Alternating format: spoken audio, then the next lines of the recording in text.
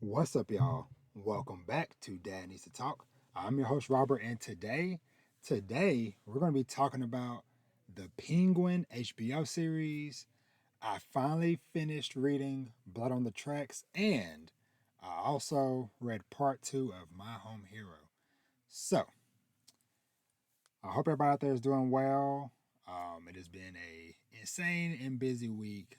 But as always, if this is your first time here, then welcome. But if you're a returning listener and or watcher, then welcome back. Y'all know here at Daddy's to Talk, it's all about fatherhood and family, manga, anime, TV shows, movies, and video games.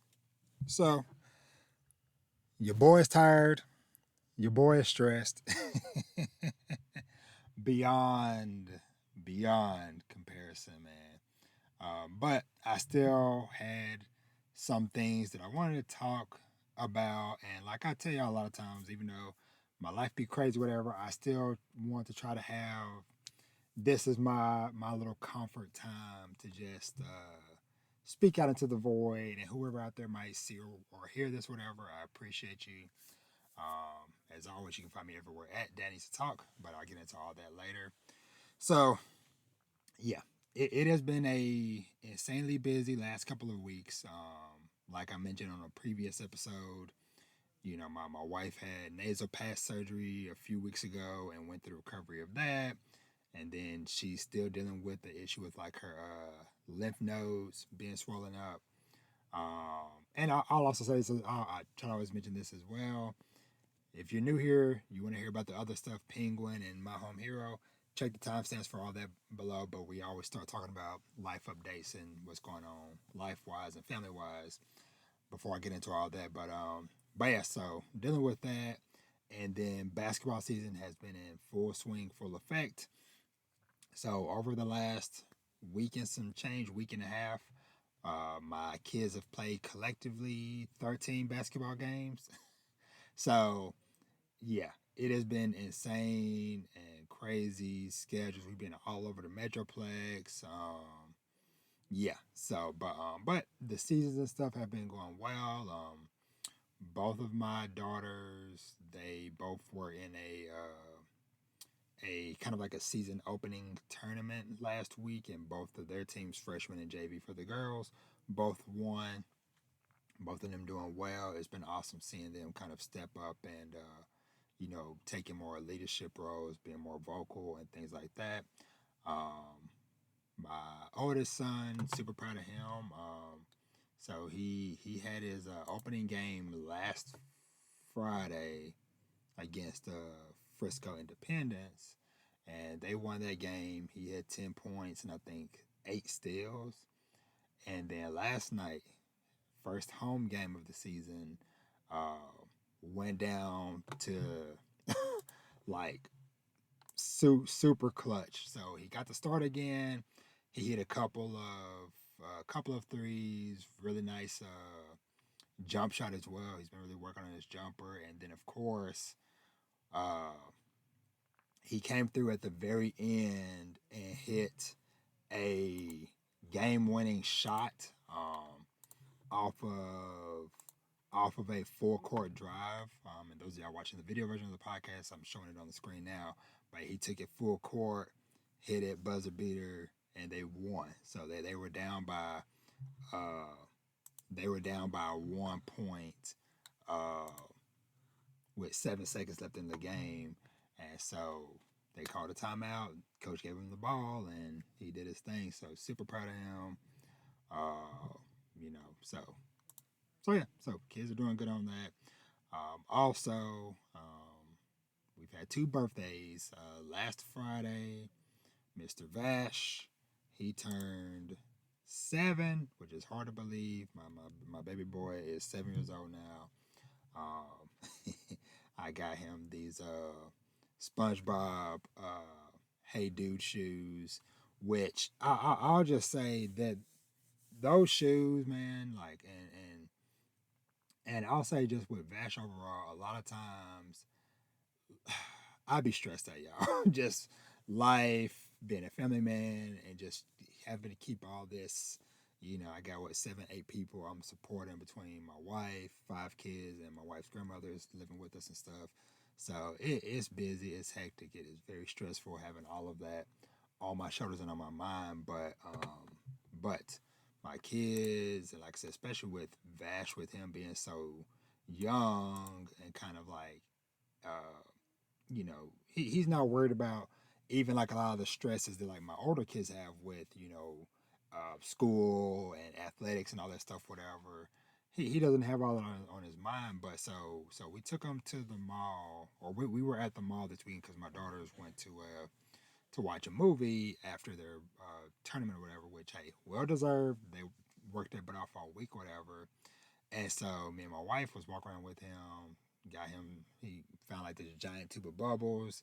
Was happy about that, and then I was like, okay, I want to get him some shoes. So I wanted to first we went to Finish Line, and they had some nice looking New Balances on the sales rack. Only pair of kids shoes on the sales rack, his size, perfect. Now there was a hanging tag on it that said like $70 or something, whatever like that. I don't know. But on the tongue, on like the little like insert inside the shoe or whatever, it said price 50, but sale 25. I'm like, heck yeah, that's a steal. $25 for some nice looking shoes.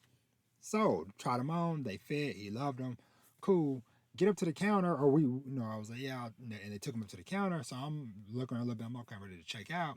I go to check out, and I'm like, okay, yeah, I got the shoes or whatever. And then they ring them up, and they said like some insane number, like over $90 or whatever. And I'm like, I think maybe you got the wrong pair of shoes. I think maybe there's a mistake. Maybe you got the wrong pair of shoes.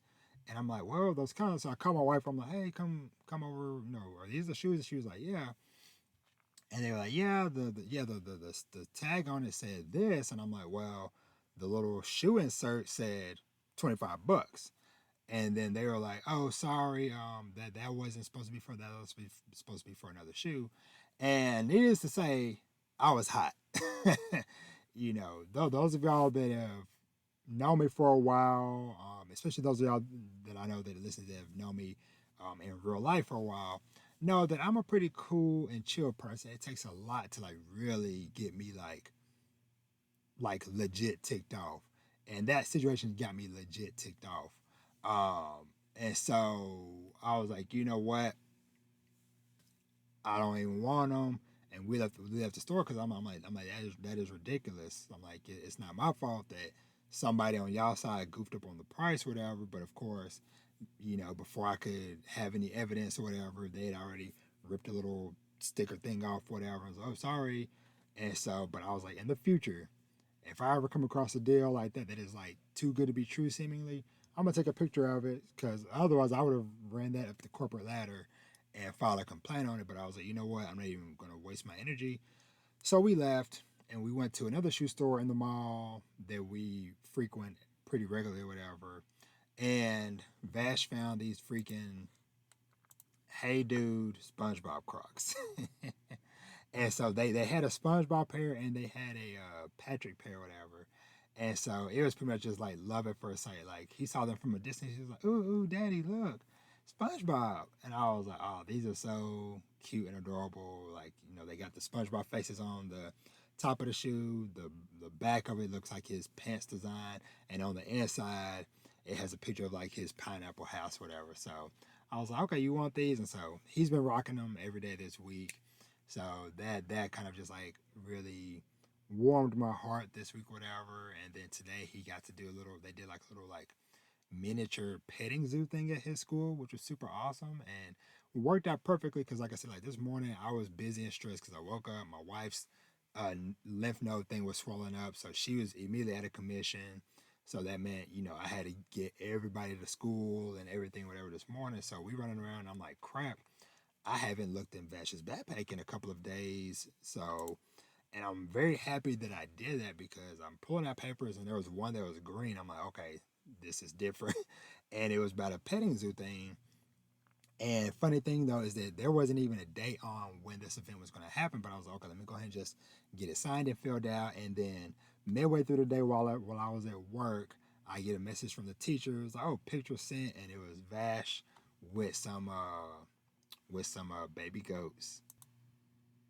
I know, very blurry image looking off my phone, but yeah. So he had an awesome time with that, and like I said, like that was like another part of my day to day. That just like you know what that, and I told the teacher I was like, thank you for sending me that because I'm like that really, made my day and stuff. Uh, but yeah, so Vash turned 7, and then today my middle son Andre he turned 12. So we had two birthdays back to back, and then my daughters, their birthday is freaking next Tuesday. They'll be turning 15. I'm just like, oh my God, so many birthdays, busy time of year, basketball season full swing. So yeah, so life and family, we've been very busy. I've been very tired. I've been very stressed. I wouldn't be surprised if next my pause and really look, I'll have more gray hairs and stuff, whatever, because y'all like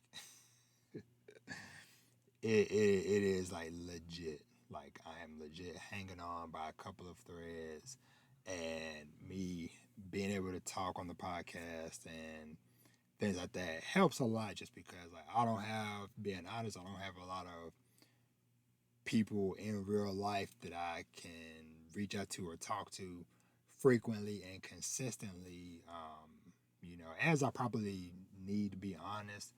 But, at least I'm glad I at least have this space to talk about this stuff, whatever. So, but yeah, your boy is struggling, but I'm gonna keep pushing forward and moving forward and stuff. So, but I think that's it as far as like family and life update stuff. So just a quick little shout out on the gaming front. Me and Vash, we're still working our way through Cuphead. Of course, we really only been playing the levels on just like the simple mode, but we knocked out like the other day we knocked out like 4 or 5 bosses. Like we were in a good groove and we were just beating them after beating them after beating them and stuff whatever. So Cuphead has continued to be very fun to play through or whatever. And I've been like slowly, like very slowly chipping away at. There's this game called a Minute, where, as the name implies, you go on basically 1 minute runs. And so basically, you start off the game, you pick up this cursed sword, and basically it puts you on a 1 minute life. So you start out at your house, but throughout the game you get different checkpoints and stuff, whatever to go through, or safe spaces or whatever, like a new camp area or a new house or whatever.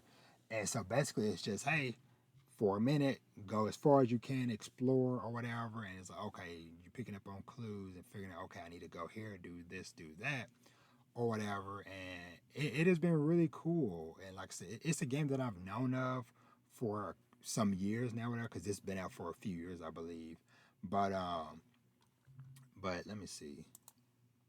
Yeah, so yeah. The game overall isn't even that long. They said what the game is 2 hours, maybe 4 hours tops to like 100% it or whatever. And it originally came out April 2018. So yeah, so this game is almost as old as Vash.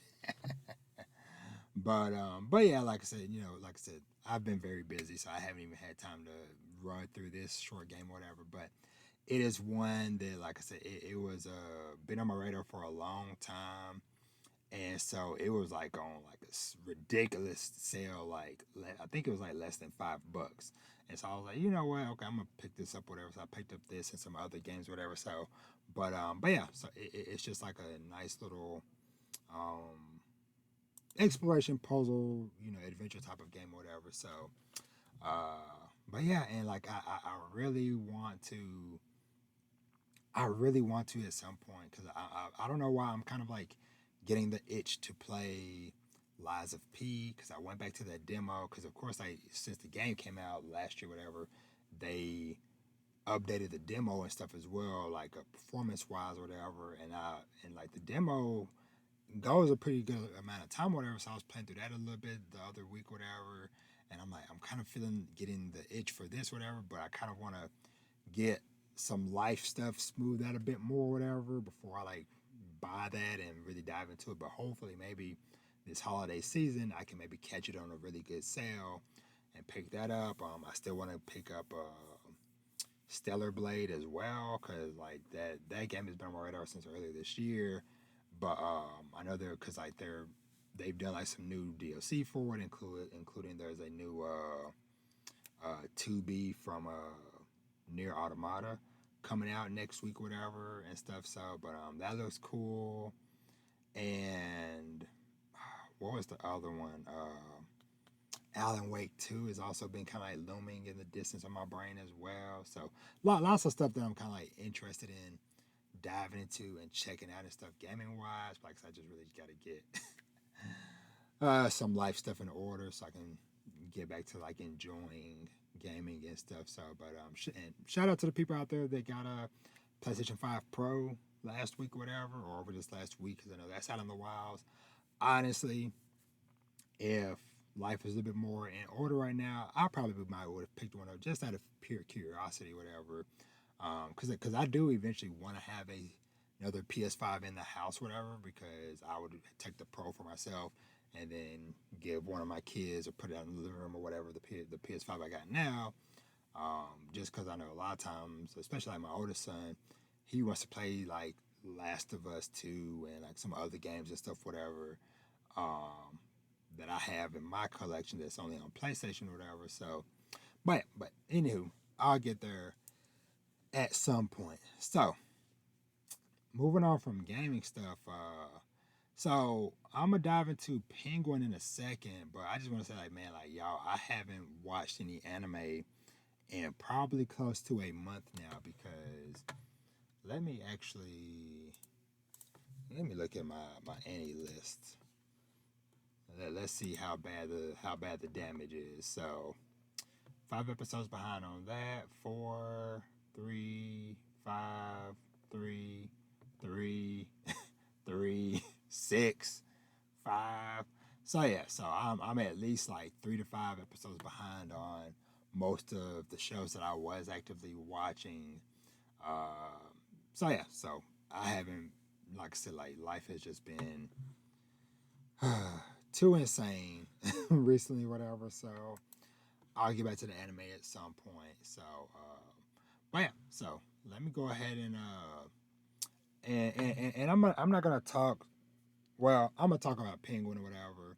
Don't know how spoilery I may or may not get or whatever, but let's just assume that there may be some spoilers. Whatever. I'm gonna try to maybe give a notice before I dive into anything that might be super crazy spoiler whatever. But yeah, so let's just talk about Penguin, and then I'm gonna talk about the two manga on the other side of this. So let's dive in.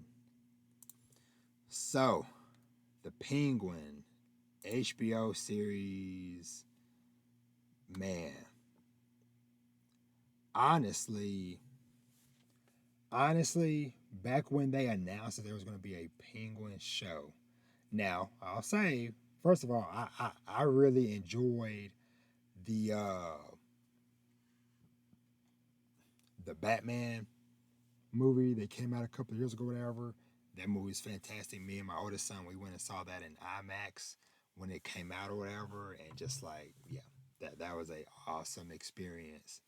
And Penguin was a awesome character in the movie, but when they were like, "Oh yeah, we're gonna do a Penguin TV show," I was kind of like, I don't know. And I feel like part of this, my skepticism just kind of spans from some of the MCU stuff where everybody and their mama get a TV show, you know. And so I was like, I don't know, but now on the other side of it, and especially knowing too or finding out beforehand that this was going to take place after the movie, and of course will then lead into stuff for the second movie. I was okay, maybe a little bit more open to it, and like these, I think 8 episodes, fantastic. Like they top to bottom, the whole cast, the story, the production, everything was fantastic. Uh, and every week, it was exciting to have something to look forward to on Sunday nights because especially like for me, most of the week I am pretty busy, like almost every day of the week. And Sunday for the most part is kind of like the only day of the week now that I might get a chance to kind of like unwind and recoup and rest and stuff, whatever. And so to kind of have a good show to end my night on before I go to sleep and get ready for the crazy week ahead or whatever. This has been something that has been awesome to look forward to every week. And so even with a lot of the side characters along the way, originally it was like, I don't know how I feel about Sophia or Vic or whatever, but I love that we get a lot of time with each of these characters and stuff, and even kind of like getting flashbacks and backstories with Sophia, with Victor, and some of the other characters and stuff involved. It just like really, it just really made it all flow and vibe really well together. Just like all those different elements and stuff, and and they really, really, really Colin, or what's his name, Colin Farrell as Penguin. Yo, like he really did the thing with Penguin, and how throughout the show, you kind of like, oh man, you kind of feeling for him, and like, oh man, he's the only child, after something tragic possibly happened with his brothers when they were kids, and you know, this punk kid Vic that was part of this group trying to steal his tires off his car in the beginning, whatever. He took him under his wing, and gave him a home and blah blah blah blah. And then like slowly over the show, it's kind of like walking a fine line between like, yo, okay, yeah, yeah, go Oz, yeah, and then like, you doing some questionable things, Oz. Until and then like the very end, it's like when you find it like, oh, so that's what happened with your brothers, and oh, Vic, like yo, and shout out to the menace behind the Penguin Twitter account, because they have been a menace on the timeline every week. Which, first of all, that account was a reminder of why a lot of times I don't follow, at least on my podcast page. Maybe on my personal page I do, but for sure on my podcast page, I've I try not to follow too many like specific like shows and movies and stuff, whatever like that accounts, because they were literally like darn near live tweeting spoilers from the episodes and stuff, whatever, every week. And so, because there was one I saw like a few weeks ago to where I was like, yo, I am glad that I had already watched the episode. And so, and I was like, and I'm also glad that I'm not following this account. But afterwards, going and looking at it, whatever, it was a fun time, whatever.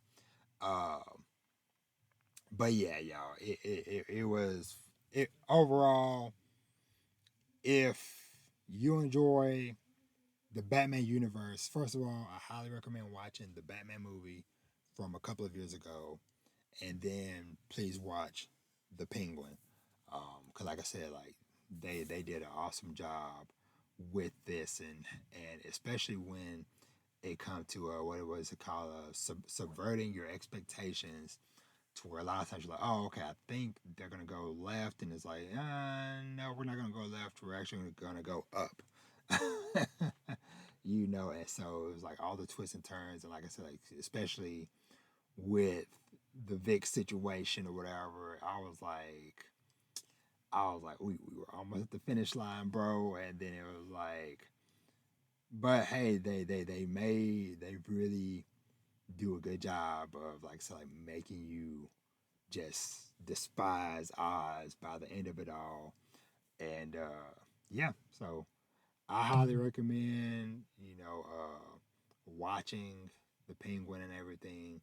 and I highly recommend y'all also check out some deeper discussions and stuff on it. I know the homies over at Inside the Mind of a Blurred, they probably will be doing a deep dive into it.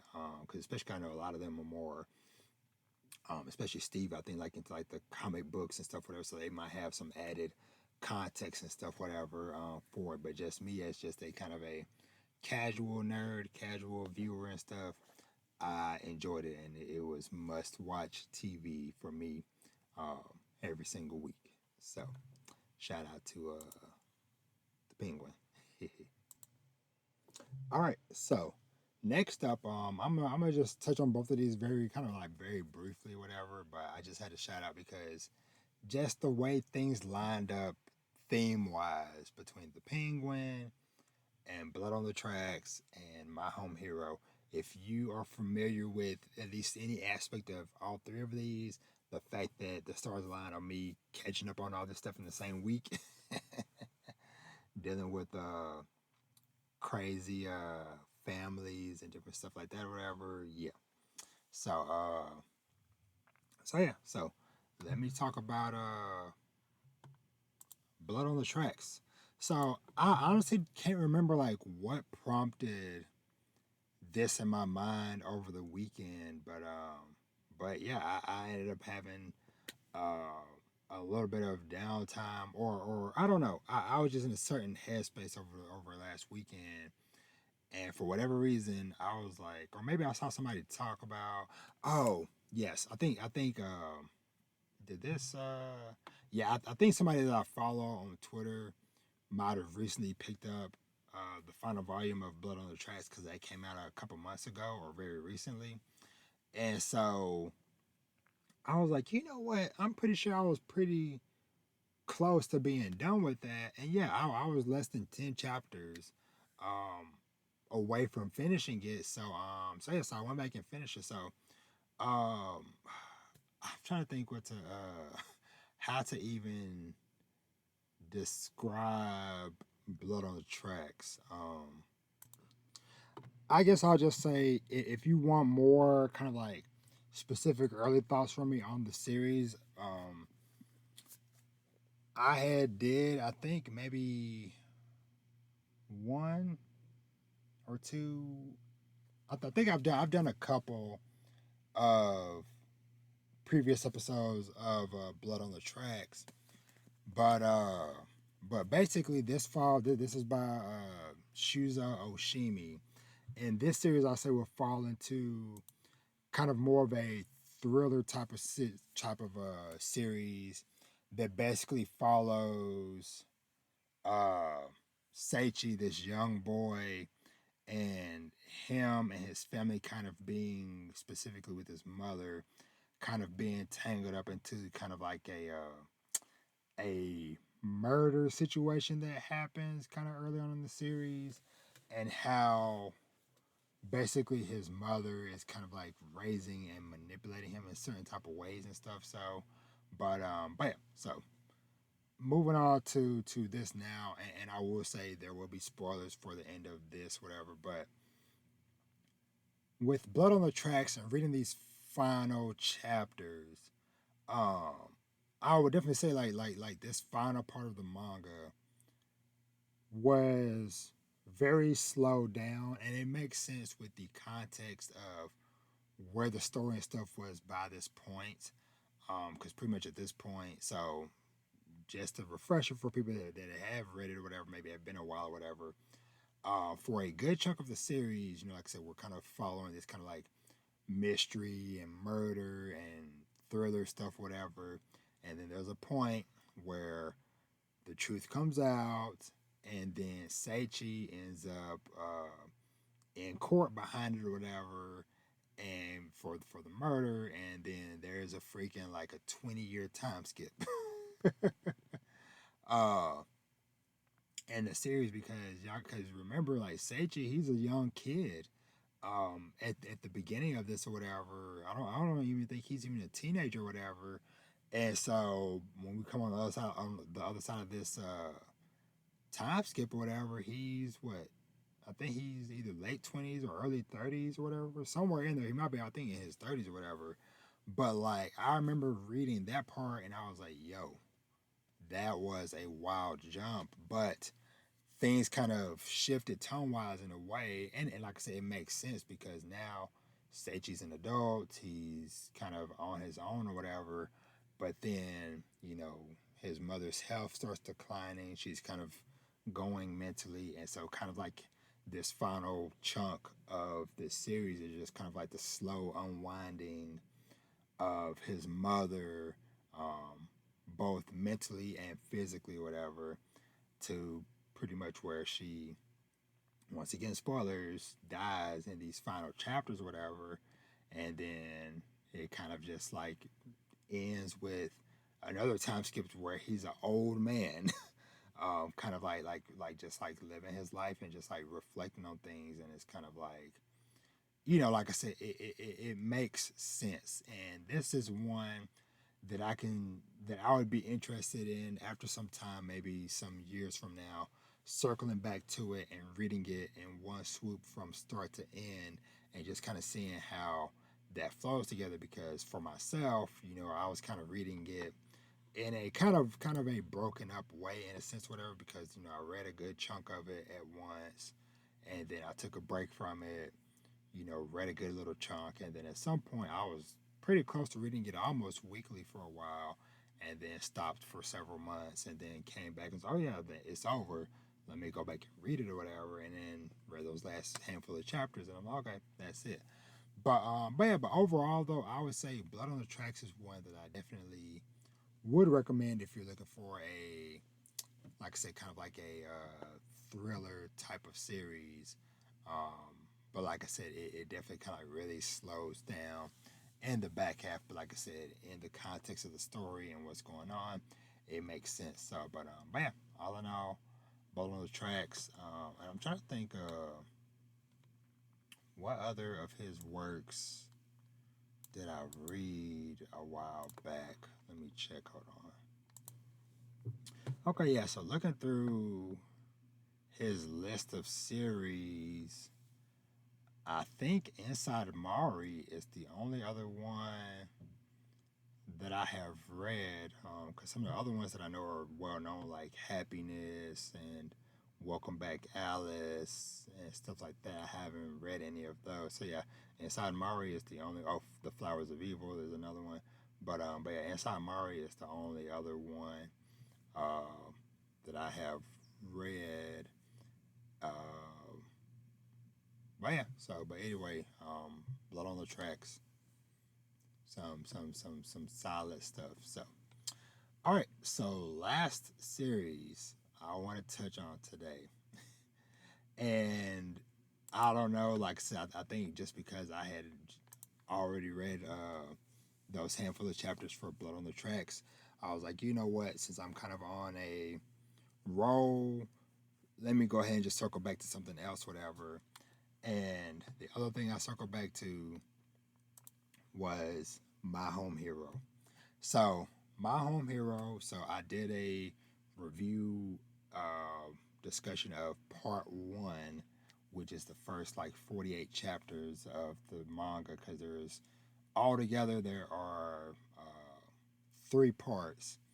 And I think about like 240 something chapters total. So yeah, so part one is 48 chapters. Part two is about another 100, because like I said, this part two starts at chapter like 49, and I finished at chapter 150. So this one, so we pick up from all the chaos of part one, where Tetsuo seemingly has kind of got away with the situation or whatever. And I guess just to explain for anybody that doesn't know, My Home Hero is a series about basically a father and a mother, but specifically the father doing everything he can to protect his family, mainly his daughter, is what is the tipping point for all this. Because in the beginning, she is dating this guy who ends up being a Yakuza member, which are after their seeming family fortune from the grandparents from Tetsuo's mother's family. And so this Yakuza guy is dating her, whatever, being abusive and stuff, whatever. But it's all in the pursuit of after this supposed family fortune. And so the dad finds out about this. He ends up killing the boyfriend. The mom helps cover it up, and that's kind of what uh, begins this crazy ride with this series. And so there's a few deaths that happen in part one, and Tetsuo and his family seemingly get away with it. And so we get to part two, where where things kick off, and there was a landslide that happened in the area that Tetsuo had buried the last body. And of course, when he goes to kind of like scope out the scene or whatever, he runs into a detective who happens to be somebody that knew his father back when he was a kid. And this guy is the lead detective, who you find out later on doesn't always play by the rules and stuff. And so he starts to ask questions or whatever. And so now you kind of end up with the situation. Honestly, in a way, kind of remind me of a little bit of like the situation of Breaking Bad, where this family man and then this police guy that's a friend of the family, whatever, kind of on opposite sides of things, whatever. So, but this arc really dives into uh, Tetsuo's uh, wife's family, and that is kind of like we get into the backstory of her life and upbringing, and finding out that basically her father and family run this whole cult village up in the mountains out in the middle of nowhere or whatever, where there is no technology, no internet, nothing or whatever, and everything in the village is self-sustaining or whatever. But they also, the wife's uncle, her dad's brother, also leads like a kind of like another kind of like Yakuza faction that kind of deals with stuff outside of the village. And it was a lot going on. And I feel like this arc, and I feel sorry for people who had to read it week to week, because this arc, like in several spots, dragged a bunch, because there were some really good highlight points, because I feel like it starts off really strong, like I said, especially when you get into the situation of Tetsuo running into this detective, and then you also have all of these new guys trying to get with the daughter from different angles or whatever. Versus, whereas like one is also from that same Yakuza family trying to infiltrate, and then you have another dude that is trying to help protect her, or you have a couple dudes that are trying to protect her, but for different reasons or whatever. You have this young kid who seemingly has a crush on the daughter, but he's really trying to get to the dad, Tetsuo. So it was a lot going on, but it was very exciting in the beginning. But then I feel like the pacing and stuff of it just like really slowed down once we started getting into the mom's backstory. Because like I said, it was interesting in a way, but it was like so stretched out and stuff, whatever. So now, this dude on the freaking cover of Volume 16, Kubo, this dude is a demon. As Polo would say, a literal demon. This dude, man, like, his body count was insane in this arc. Um, because, so basically, things go on or whatever, and there ends up being a situation to where Tetsuo's wife ends up going back to her family to basically try to negotiate, because we found out that the only reason why Tetsuo and the wife were able to get together or whatever was basically there was a promise of like, hey, if for whatever reason Tetsuo ever gets in trouble or whatever, then the wife has to come back to the family, or if they ever have a daughter, that daughter would have to be sent back to the family to be raised by the family and blah blah blah blah. So basically all that. So the wife is dealing with that side of things. the daughter is trying to figure out what's going on with all these guys, and then the dad is also dealing with trying to cover his tail with the police and this investigator that he knows and all this stuff, whatever. Now, I did love the twist of when the investigator got killed. I did not see that coming. Like now, I figured he'd probably have to die at some point just because he is an obstacle in Tetsuo's way to trying to get peace with his family.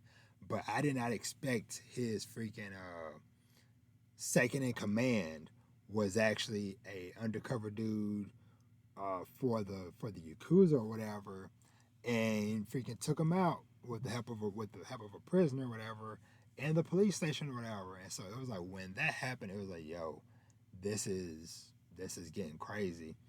And so the back half of this arc is pretty much Tetsuo and the daughter go to the wife's home village to try to help her out or whatever, and they end up getting trapped there.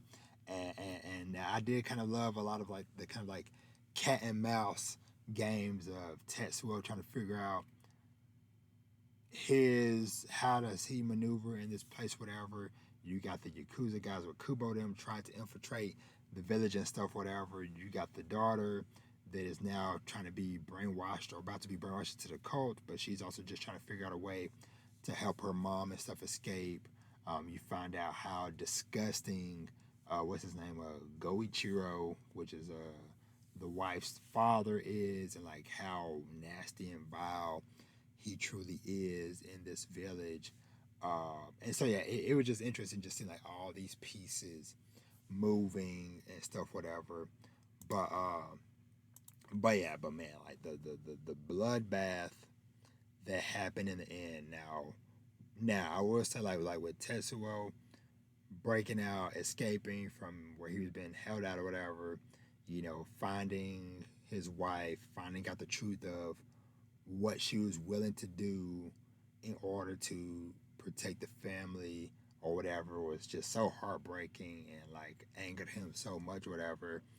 And then pretty much the play he pulled and the massacre that it led to because he it was pretty masterful at first, like him killing the dad and then them playing it off, setting up the Kubo's gang, the outside Yakuza, to have a confrontation with the village Yakuza gang. Like the way he played both sides for a while was almost masterful. Um, but then the aftermath of the head of the village, the head of the family, whatever, being killed, and now this inner war, whatever, and Kubo going on a bloodbath, freaking killing. What did he kill? Like 150, 160 people? That's like majority of the village gone. Like literally, like all the Yakuza people dead from the village. Actually, on both sides, because all of Kubo's people got taken out when they were trying to escape initially, whatever. And like now, I will say like this whole village section would be dope as a video game. Just between like Tetsuo having to escape and sneak around, kind of like a mix between like a Hitman level and like a Far Cry, Assassin's Creed or something, whatever. But yeah, then them escaping and then Kubo basically taking out people and taking their guns to basically keep on building up his ammo supply, whatever, and then freaking him getting into the armor, the weapons armory and stuff, and that blowing up, but him escaping that, him escaping the car bomb that the little kid set up, and then he ended up using it on them. It was like, yo, this is insane. But yeah, that whole little section would have been dope as a video game. But man, and like the fact that Kubo survived at the end with like all the stuff Tetsuo went through, I love Tetsuo for how outside the box and planning and stuff he does, because like the way that he had all this stuff set, all these traps and weapons or whatever hidden within the little rice paddy field or whatever. uh, was super dope. But the fact that freaking Kubo still somehow managed to survive all these attacks, a freaking fiery explosion, everything, this dude still gets away. And I hope that by the end of the series we get to take him out. But yeah, man, like overall, the bigger picture, very cool arc. But being critical of it or whatever, like I said, they really could have tightened up some of like the mom's flashback and then some of the other village stuff where they really could have like tightened that stuff up because like the fact that part one was as good as it was and it was just 48 chapters and then part two was double the length, it was like it didn't need to be 100 chapters for this whatever. So yeah, so I will be very curious to whenever I feel like it diving into part three and seeing how the story for that uh, unfolds and stuff. But yeah, my home hero, I'm back in the saddle, so to speak. but but yeah, this is still one that I recommend reading. Because the anime, I wasn't really feeling the anime too much, whatever, like the way it was paced. But like getting to go through this in a binge read, this is a very good binge read. So yeah, so shout out to my home hero. And so with that, and it's press 11:11 p.m.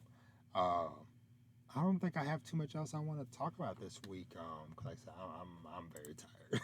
I am very tired, and I don't know if what podcast stuff I'm gonna have left for the rest of the month that I want to do. Now I do have a bunch of new manga that I do want to check out or whatever. So at least hopefully by the end of the month, I want to do another kind of like a roundup of the stuff that I enjoyed that I read this month. The only thing that I've read this month so far new was this manga called After God, which it was okay, but I was thinking, oh, this might be one I'm gonna want to shout from the rooftops and talk about, and it just wasn't really that for me. But maybe I might circle back to it and read it one more time.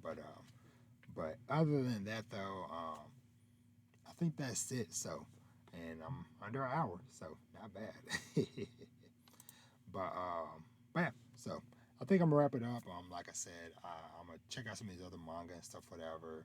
But I really gotta get some rest and get myself back in a good mental headspace and stuff, whatever. But anyway, let me get out of here. um, as always, thank you so much for watching and or listening. You can find me everywhere at Dad Needs to Talk.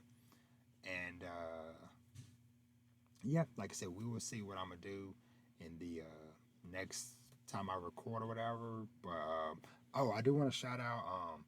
Make sure y'all go check out my. I did a review for what is it called? Metropolis. I was talking about this at the beginning of the podcast, but so there is a movie. Shoot, what is his name?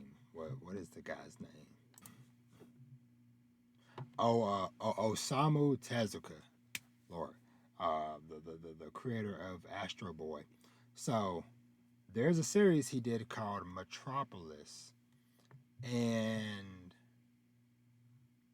I I came across this just literally off of just sheer luck. Like I said, last week was super insane busy, and so I was like, you know what? I'm just browsing through. It was last Wednesday. I was at work. It was the one day last week we didn't have any basketball games, so I was like, let me see what's in theaters, whatever. And it immediately caught my eye. This one called Metropolis, and because it's an anime movie in theaters, I'm like, oh, what is this? So I look into it or whatever, and come to find out, It is a series. Uh, it is a series that he did back in like the 40s or something like that. Lord, I don't even know what the last thing I said. 'Cause I didn't realize my recording was paused. But Metropolis came out in 1949. The manga that Tezuka did, and so there was a anime movie, and that's what I had watched in theaters last week, whatever. That came out in 2001. That was a hybrid adaptation that took some elements from the manga, but there is also a German novel from 1927 of the same name, and so they took some elements of both. The animation, the movie was animated by Madhouse. Which shout out to them, they've been doing awesome work lately between Free Run last year and now Orb on the Movements of the Earth, and lots of other timeless classics, whatever. But I was like, you know what? And my wife kind of pushed me. She was like, hey, you was excited about this movie earlier. Go and watch this movie. And I am so glad I did because just the fact that here in 2024, I am watching a movie from 2001. I was 11 when this movie originally came out, and I'm now 34. So watching this movie, all these years later, that is also from something from the late 40s is kind of insane to really think about. But the movie was super dope. Still holds up. There are some relevant themes in it with dealing with artificial intelligence, with robots and droids and stuff, whatever, and life and society and stuff, whatever. But uh, but yeah, it was super dope. Go check out my review and stuff of that. But yeah, had to make sure I gave that a shout out because yeah, it was a very nice surprise. Like I said, just going to see that, and it kind of just like gives me just like that encouragement of because I have been seeing that a lot more recently where there have been older movies across the board, not just animated movies or anime movies, but just a lot of movies and stuff that I didn't see in the past or whatever. That I'm like, oh, okay, this is in the theaters for its 10th anniversary, for its 20th anniversary, or just for whatever random reason they're deciding to do it. I want to try to take more chances on going and watching stuff like that because, like I said, the movie overall was really solid. The music was fantastic. But yeah, so go check that out. But yeah, so with that, I am done. I'm really pushing on the hour or whatever, but as always, thank you so much for watching. And as I always say, treat yourself to something nice. Read some manga, watch some anime, TV shows, and movies, play some video games, and of course, live your best life. And with that, I am out. Y'all be easy, and I will catch y'all in the next one. Peace. More about this sack boy next time.